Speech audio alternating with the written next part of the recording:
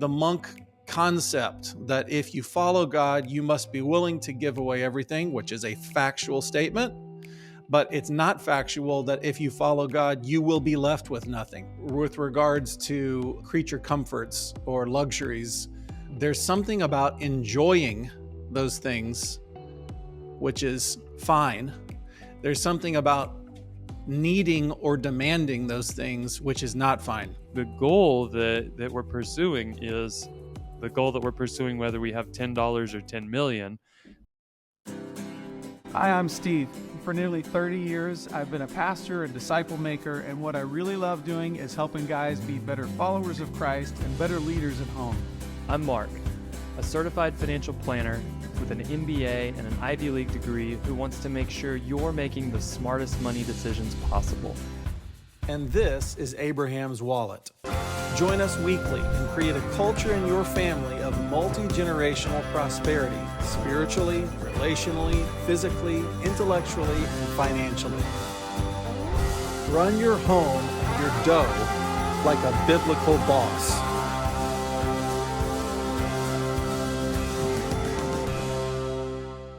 I'm in a good mood this morning, Steve. Well, tell me why. I'd love to know why. So I had my usual Friday early morning golf appointment where I tend to either take a daughter or a client. No daughter today because it was a school day, so we're not quite to summer break yet. But a couple things happened that made me feel just delighted. Number one, I played 9 holes of golf in 47 minutes, which was that was just like hallelujah. But golf cleared the schedule early, which allowed me to get everything else done I needed to do. So 47 minutes. If I could play 18 holes in an hour and a half, man, it would change my relationship to that sport.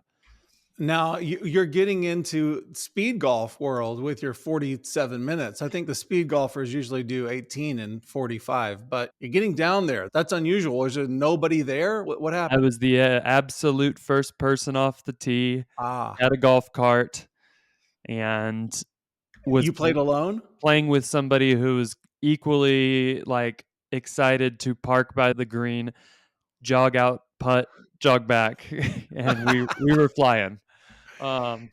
So that was fun. With the speed up pace where you're walking out, no practice swings, chip, go.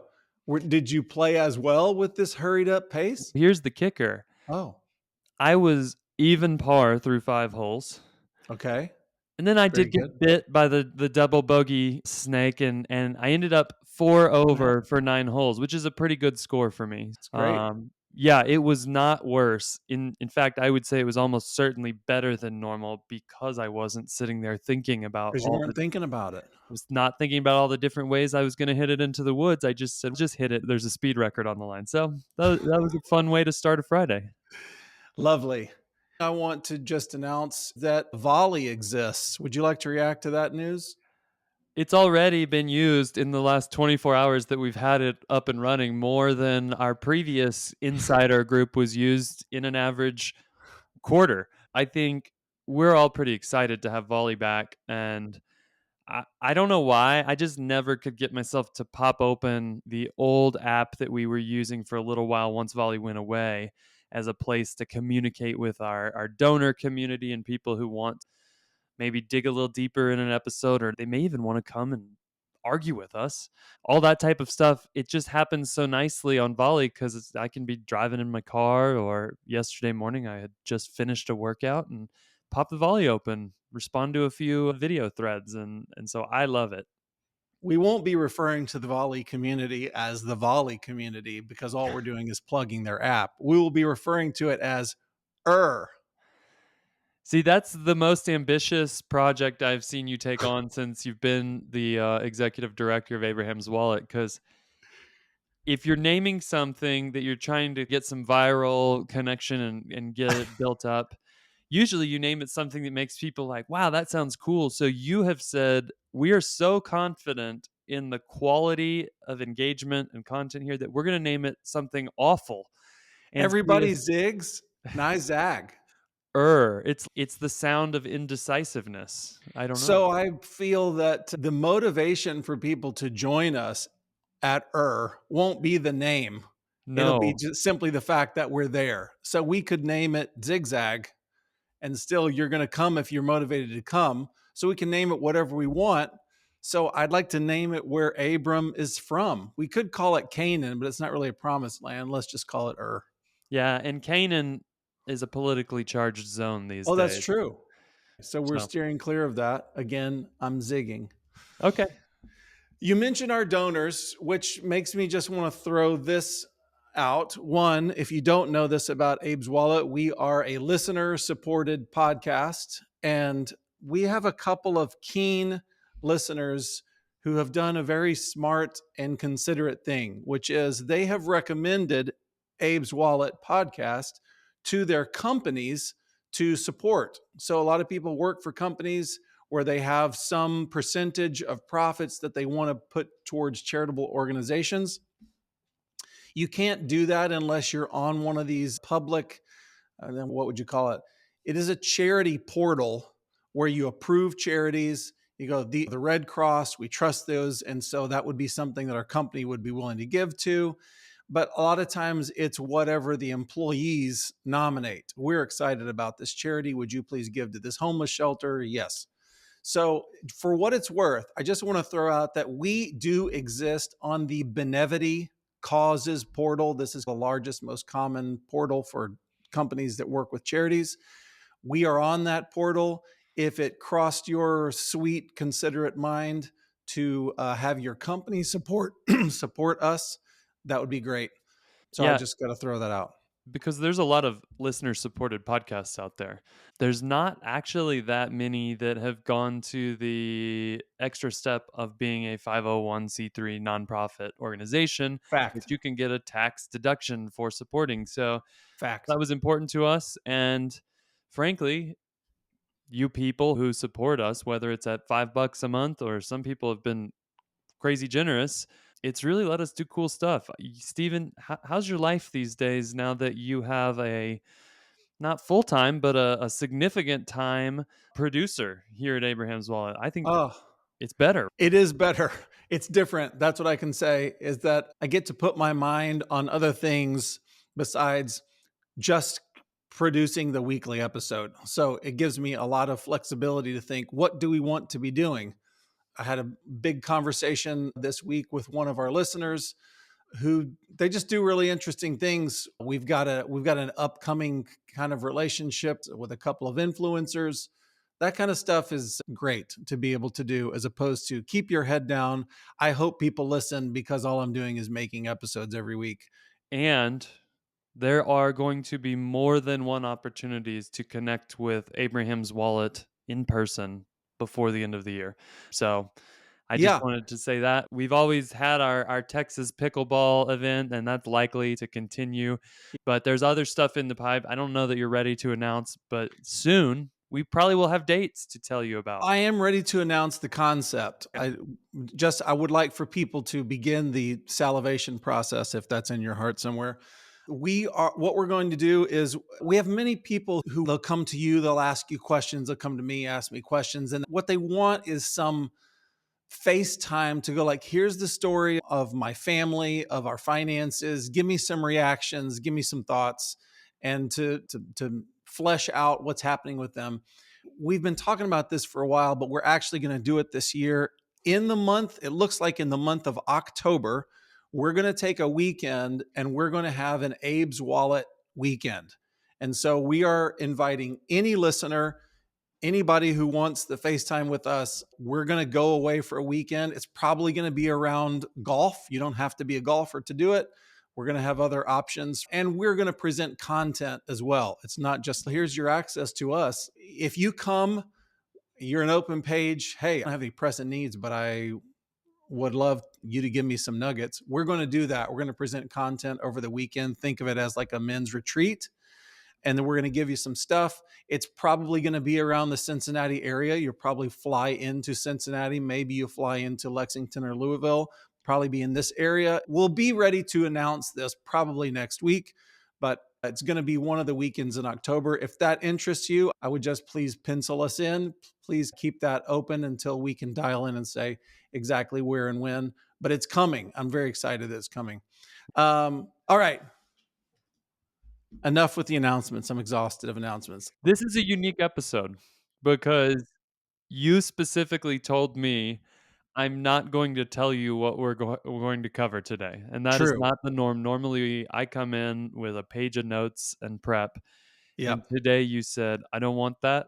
I want your raw, unfiltered reactions." Yeah. So what I've done is I have reacted to the prompt.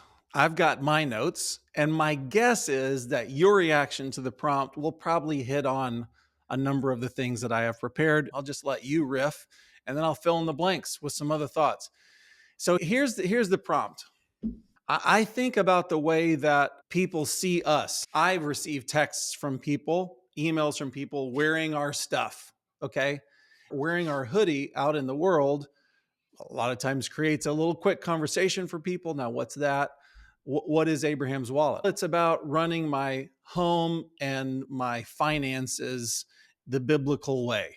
I don't know if people actually use the phrase biblical boss out there, but so you get into, well, what do you mean? There's some principles that the Bible has around saving and giving and the way that you spend and invest, et cetera. And we just try to follow those things. So here comes the prompt that Okay. people might ask us slash accuse us, that they would say, aren't you people really just trying to get rich? You can decorate it and you can rebrand it and you can stick a Bible verse on it. But aren't you people really just greedy like everybody else? Why else save up and do financial planning and blah, blah, blah? You want the same cruises as I do when you're 70. You want the same vacation home or ranch. You want the same elite schools as everybody else. Isn't that right? Don't you guys really, at the end of the day, you just want to get rich like us? So why do you do all this talk about finances when the end result is going to be, I want what you want too? Aren't we just the same? Don't you guys just want to get rich? My first reaction, if somebody said that to me, would be to say, there is a base level of prosperity that might actually look very similar between a family that was stewarding significant wealth and did do everything they did for the sake of the king, and a family that was just bumping along going, we've got extra money, should we get a new Suburban, should we go on vacation, maybe we should go on a nice vacation. Like, some of those things will be very similar. It's the type of accusation that I typically hear from somebody who's never touched wealth. I think, man, the finish line is, what if I could retire and take those cruises or play golf every day or things like that? What if I could afford a fancy car or a bigger house? And those are, I think, even like worldly people who get money will do those things. They'll go spend it and acquire. And anybody who's held enough money so that they get the stuff that they thought was the goal Yeah. very quickly goes, huh, I don't feel that fulfilled by it. And so I think that there's absolutely believers, myself included, who have had some sort of financial goal that was partly driven by a desire for something that would be nice. Mhm. And you get there and you go, this is not actually a worthy goal. We talked about this a couple of weeks ago when we did the episode on retirement is not the goal. Yeah. The first thing we said in that episode was, we do think it's very wise to save enough money so that you can pay your bills in retirement, and even so that you can take your whole family, all 4 kids and 28 grandkids that you have, on a big vacation and do things that are wildly likely to be wildly expensive. But those are terrible goals in and of themselves. What I think that the big differentiator is for us is, you're giving me a little bit of a freebie here because of your hoodie, but we're trying to build something that can't just be built, used, and done in one Mhm. lifetime. Mm. And ultimately, money is not the most important ingredient in that. We can build something that lasts, which is what your shirt says. without any dollars at all. There's a spiritual heritage that can be passed on and is passed on by people all over the globe who have no access to wealth. However, there's also wealth that the Lord has entrusted into the hands of his people. And he's very unhappy, I think, with the idea that they would use that to just roll around in and then get to age 75 or 80 and go, well, I'm going to have a little leftover. So I'm either going to give it to my kids to roll around in or I'm going to donate it to some charities. I think that the requirement for us is that there is a much longer term vision for what we're trying to build and in what corner of the kingdom our unique family is positioned to be at work. So that doesn't preclude us from pursuing some of the same goals Yeah. as the world. It really doesn't. It does put a check in our spirit, I would say. So um, it's why I think we've been so harsh on Dave Ramsey, is because this guy who I'm sure, I don't know Dave Ramsey, but he says he's a follower of Christ. I have no reason to think he's not. But he has always said you need to live like no one else today so you can live like no one else tomorrow, something to that effect. And the Yeah. idea is be responsible now so that in the future you can have the boat and take Yeah. the vacations and things like that. And we would say the vacations are fine and the freaking boat is fine if that's what fits into the picture of what you're trying to do. But please don't do it because hey, I've got all this extra money, so now I guess I've earned the Live right it to up. decide how to enjoy myself. The goal that we're pursuing is the goal that we're pursuing, whether we have $10 or 10 million. The tactics and the pieces that we start putting into the puzzle change as we end up stewarding more wealth. And some of those pieces will be, yeah, the Lord has given us this wealth and we're going to use it to enjoy. All of them never will be that. So I guess that's my from the hip reaction. What do you think? I'm thinking of a good friend who the grandparents just hosted all of the kids and all of the grandchildren to go to Disney World. Anybody in the world would go, of course, we would love that too. What makes you so special? Why do you think that what you're doing is holy?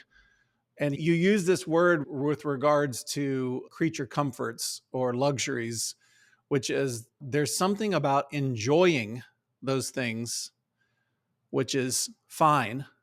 There's something about needing or demanding those things, which is not fine. So, as I'm thinking about this issue, I'm thinking that Paul says he knows the secret of being content in all circumstances. I was also thinking while you were talking, just the memory of you knew me back in these days in Dallas in my apartment that I had with Ba Hong. I have a mattress on the floor. There's no bed. There's a mattress on the floor, and there is a shelving made out of cinder blocks.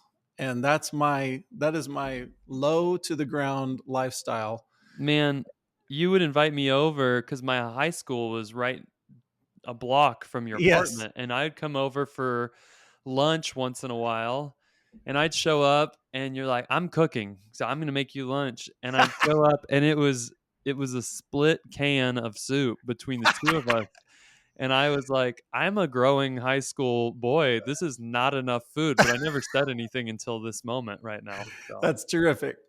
Um, it is easier to live on the income that I have now than it was to live on the income that I had then. And yet, I don't think that there was discontentment in me at that time.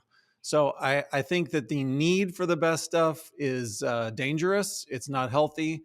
So let me just say three things about enjoying the best stuff. And I had a memory that came to mind, which was we had a lawsuit years ago in my family. We had to work through a lawsuit, not fun. And we got a big settlement. We won the thing at the end. My wife and I were on our goals summit in New York City when we found out the thing is over. You won the settlement. And so we felt, okay, this is something to celebrate. We were very grateful that it was over. So what we did was we went to Mastro's Steakhouse. And I remember that night doing something I would never otherwise do. They have the finest meat in the world, the cows that are the best of Kobe Japanese beef or whatever. And it was $240 for 4 ounces. And then if you wanted any more ounces, it went up from there. And I think we got 8 or 10 ounces. And, ridiculous amount of money that we spent on this celebration thing. Well, is that the best of the best? Oh, did I enjoy that? I'm sure that I did. Do we need that? No, we don't. I know enough to know that constant luxury is bad for my soul. We've talked about this a lot. Selfishness atrophies you. You stop growing and developing as a Christ follower. And number three, I'm commanded. This is a big deal in this discussion. I'm commanded to not want to be rich. 1 Timothy 6:9. I'm commanded to not want to be rich, to be pursuing riches. Like my goal is a mountain of money. What I'm commanded to do is to be faithful with my money and almost have a blindness to what the end result is going to be. I'm just supposed to be faithful. Now, as you just said, when we're diligent, all of these things, we know that they actually do produce wealth. If you do good budgeting, it produces wealth. If you do faithful, diversified investing, it produces wealth. Even the Bible tells us that giving promises wealth. I was just flipping through Proverbs this morning, and I see that it says, he who distributes produces wealth, his soul grows fat. That's this phrase that comes up repeatedly in Proverbs. So, yes, we're gonna look very similar to people who actually want to be rich, who want to be ostentatious. That's going to be the case. We've made the case that over time, following God's ways does produce wealth. It's a fact. But our reasons for walking down this road are completely different. I was thinking of the people whose money gets managed by you. We're not making any promises here, but it's a fact. Let's just paint with a broad brush. Take the whole bucket of anybody who's come to you over all of the years, all together, people who bring their wealth to you, their wealth has increased. That's true. Okay, sometimes dramatically. I can just say that in vague terms. Okay, so you're in the business of taking money and making it grow and increasing the wealth of people around you. What is your motivation for that? Why do you do that? It's really interesting because, yeah, I think you're talking about like investment management, and we do that. That's a big part of my job. I take money, manage it, and grow it in all sorts of different investments. But probably my favorite thing when I look back on all the families that we serve, my favorite thing has been talking to families that maybe don't have a vision for we could generate wealth. There could be extra. So maybe they come to us in a time where it's like, hey, we're not broke, but we're pinched. There's some places we just can't do the things that we want to. And yeah, we're investing money in growing wealth, but that's usually not the thing that flips the switch. What's really cool is when I say, here's a plan and some diligent steps. And if you take these steps over 5 years, I believe that you could be here in terms of what you're bringing in from your business, in terms of what you've been able to save and put. And a lot of times people look at me like I'm insane when I show them that number because it's a lot bigger than where they're at. And they're like, Mhm. in just 5 years, that's crazy. No way. They're used to I'm an employee and my income only goes up 3% a year. And then when we've had the pleasure of hitting the 5 year anniversary on some of those families, and I go, I just want to point out to you, do you remember that time you looked at me like I was crazy? You guys did it. You're there. And I'm not excited because I'm like, and now you can buy new stuff. A new Like, car. right. That's not it at all. It's because what got them from A to B was, yeah, wisdom in the investments they chose, in the decisions they made, and to some degree, like in their partnership with us, like we were part of that. but really it was maturing and growing in their capacity to make wise choices and manage things well, whether that was their time or their resources or the hearts of the people who work for them or whatever. There's all sorts of things that we go 5 years ago when you thought I was crazy when I said you could be here in 5 years. You were not nearly as capable of managing all of these things. And here you are now. What the heck might you be capable of in 5 more years? And that has implications that go way beyond the wealth that your family has in their accounts and the net worth on your balance sheet. It has implications for the things that really matter. So we always say that God uses money to train you to manage things that really matter, like people's souls. And so that's what gets me fired up is Yeah. when you see somebody who maybe thought you were crazy and the things that they are stewarding have grown to the point where then they start to go, you're right. I actually can develop, mature, and be a capable vessel for the Lord to put more into. None of those families are going, and now that I'm here, I'm just going to spin it back down. They're all going, this process was excellent. I would like to be stronger and more capable and a more trustworthy vessel 5 years or 15 years or my great grandchildren 150 years from now than I am today. Yeah. Hallelujah. Well, it's the case for us that we have over the years of I've been married 22 years. Over those 22 years, every year we've had more. We've had more to manage and more responsibilities than we had the prior year. Praise God. And let's think of our imaginary accuser again, going, you guys just want to be rich like us. What is the basic reason? What is your motivation for doing these things? And I came up with four things. The first, the basic reason is that I want to know God. And he says that learning how to rule is part of his education program.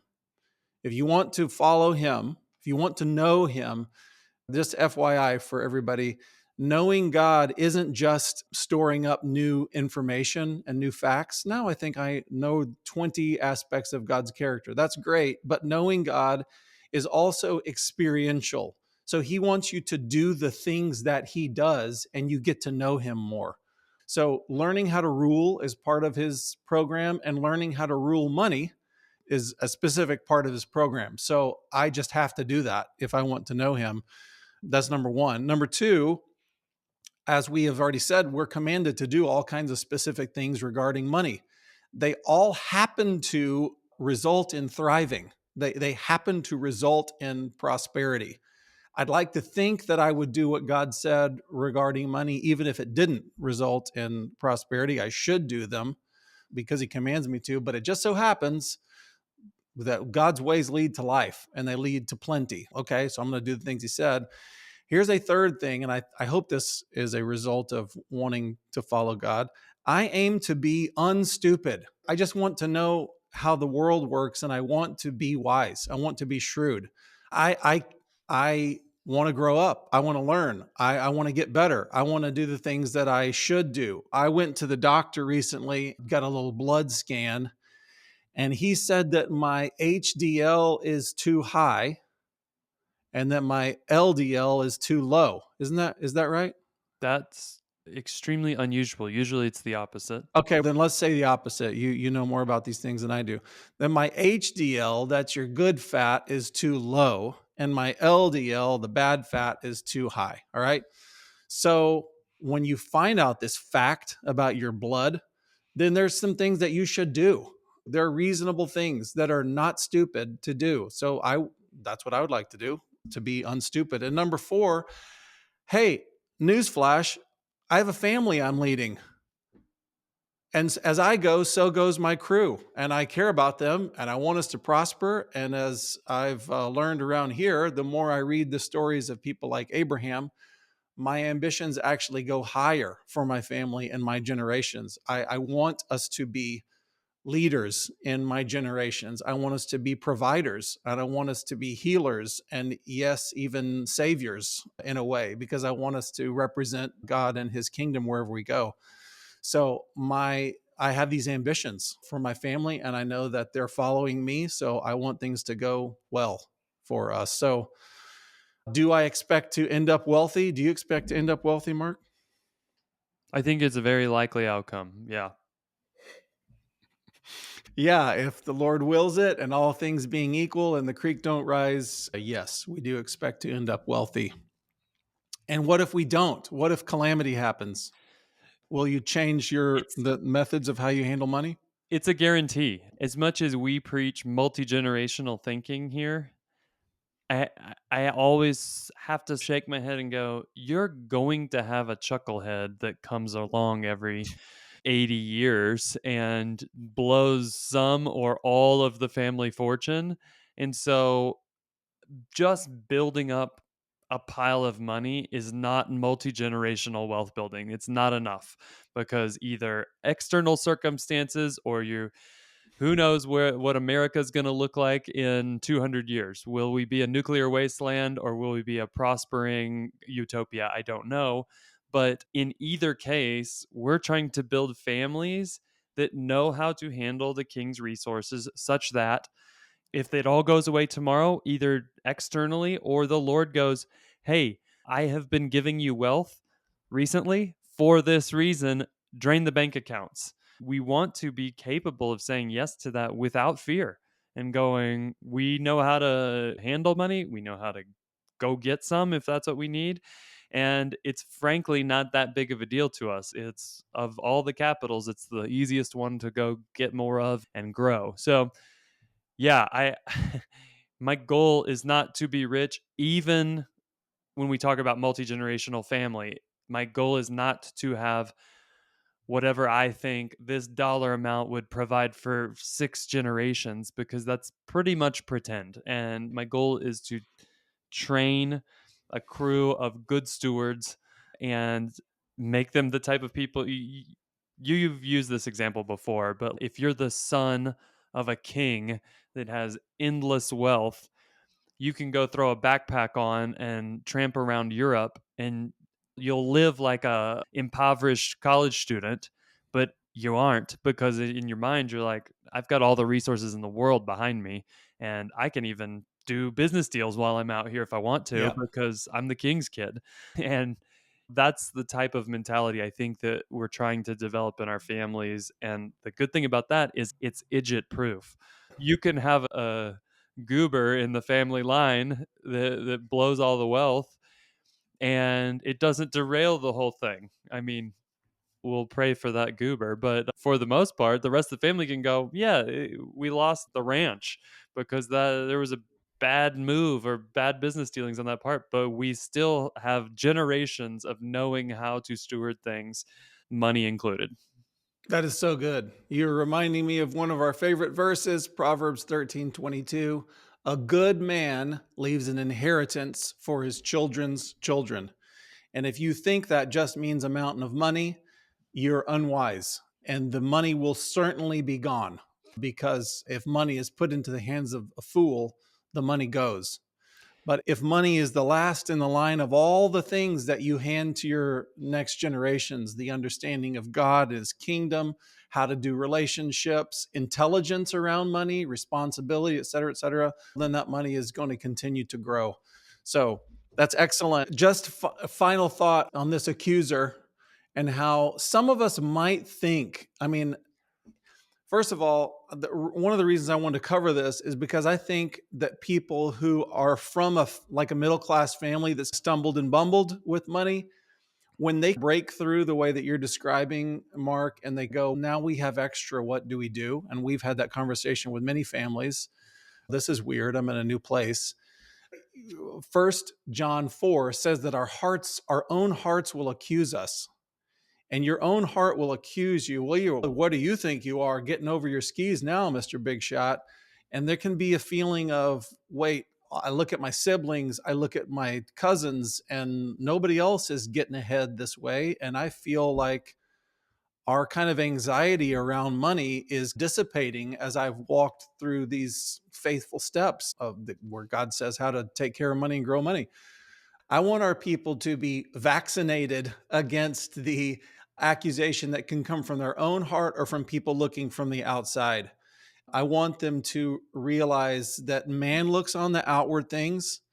Oh, well, you guys seem like you're doing okay. Look at that vehicle of yours. And oh, where did you say you went? To the beach, your vacation? Excuse me.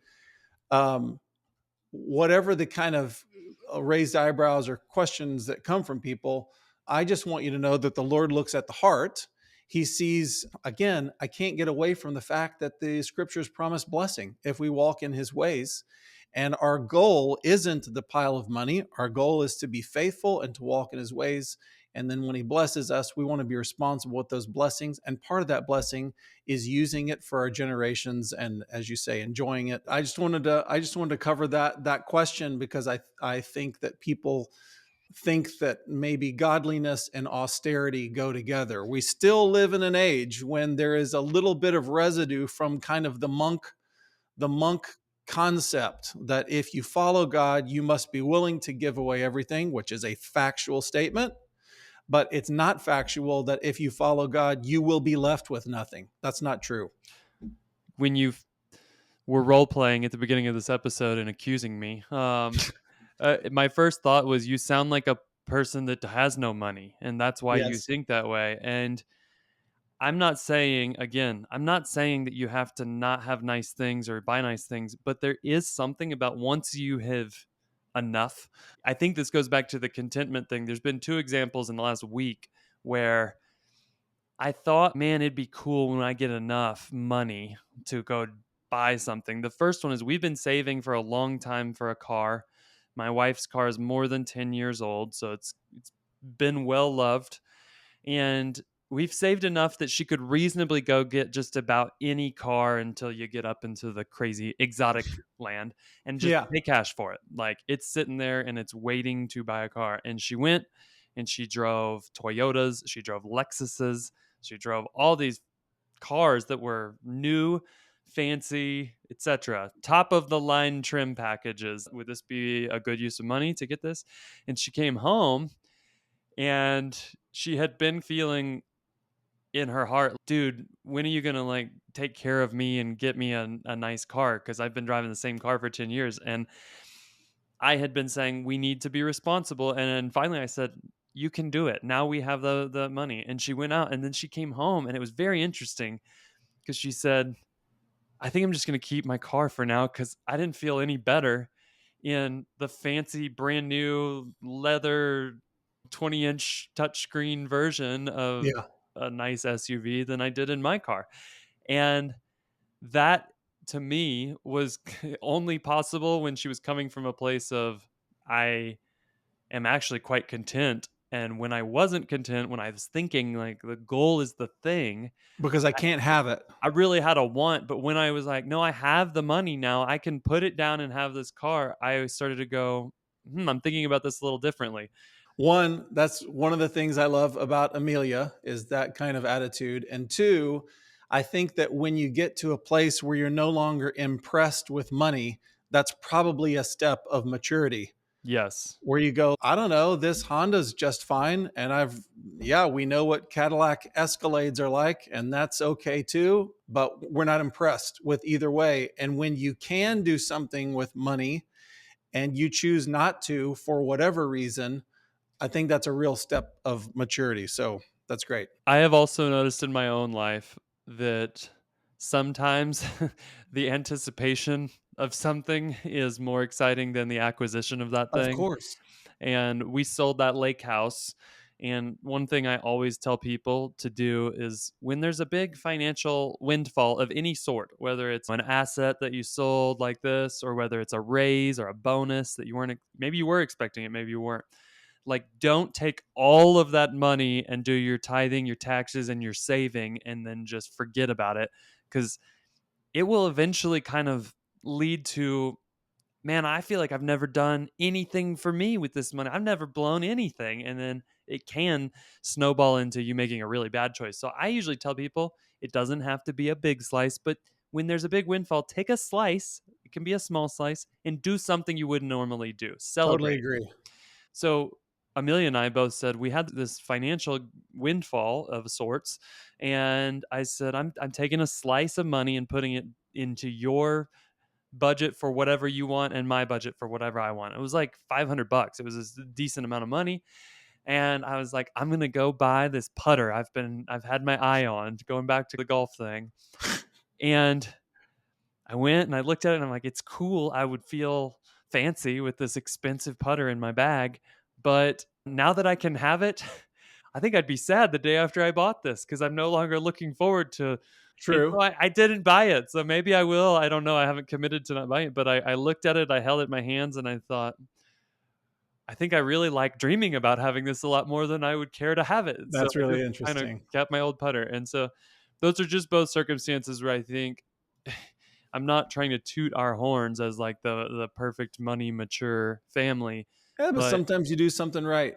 contentment is really delightful, and it takes away some of that thing that the accusing voice you started with would say. You just want more, more, more.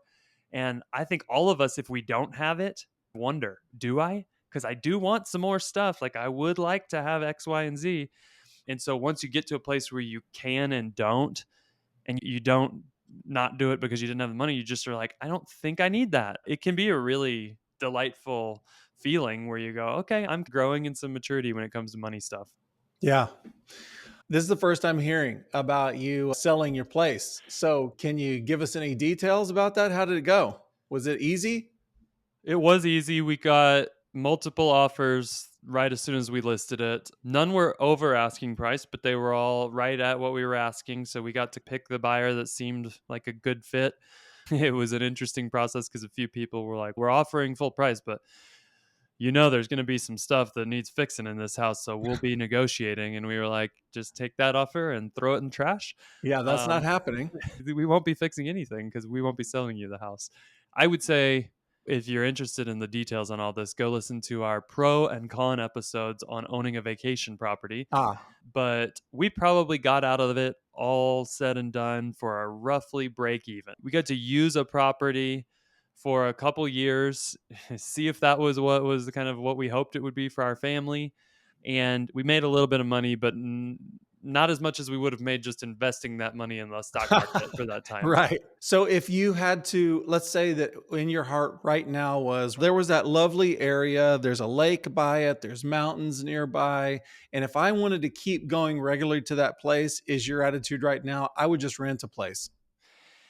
Yeah, I mean, it was such a joy when that deal closed because I kept thinking, and I've talked to families in the last week about decisions they're making that are similar. Even the things I didn't think about, like owning a home that's most of the time unoccupied in an Yeah. extremely cold environment.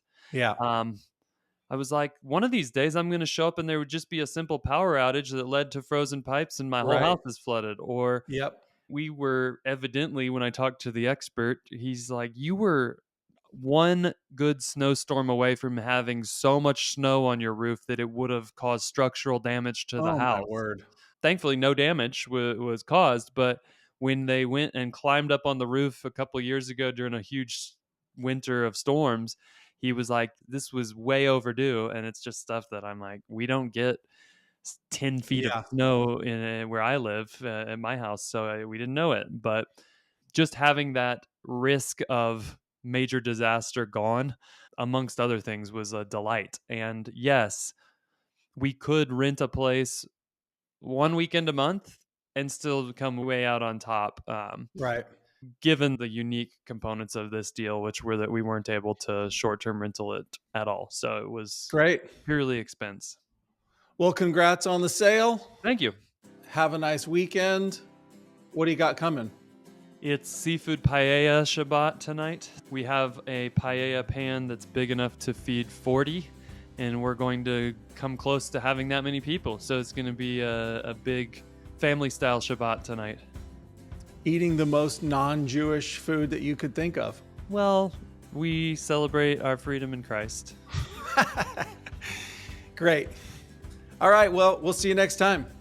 Hey, if you liked this content, Be sure to like it and subscribe and share it with somebody. And remember, no matter how you're doing and leading your family, God's love for you is huge and His grace is grand.